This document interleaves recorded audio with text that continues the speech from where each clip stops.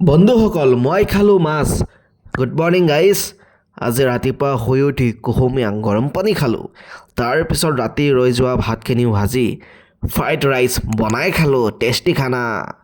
এয়া আছিল মোৰ মৰ্ণিং ব্ৰেকফাষ্ট। তাৰপিছত বগৰী টেঙা খাবলৈ গ'লোঁ। মজা মজা বগৰী খালোঁ।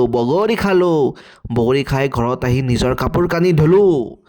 তাৰপিছত গা ধুই মই আহাৰ খালোঁ, দুপৰীয়া আহাৰ। আজি মায়ে বনাইছিলে কাৱৈ মাছৰ ঝোল। কাৱৈ মাছ খাই মজা লাগে হয়নে? মই কিন্তু প্ৰায়ে কাৱৈ মাছ খাই থাকোঁ। পিছে আপোনালোকে কি মাছ খায় কমেণ্ট কৰি জনাব। অ'কে, আপোনালোকে কি মাছ খাই ভাল পায় মোক কমেণ্ট কৰি জনাব। মই কিন্তু খুবেই কাৱৈ মাছ খাই থাকোঁ, মাছৰ কণী খাওঁ, বহুত বেছি ভাল লাগে গাইজ।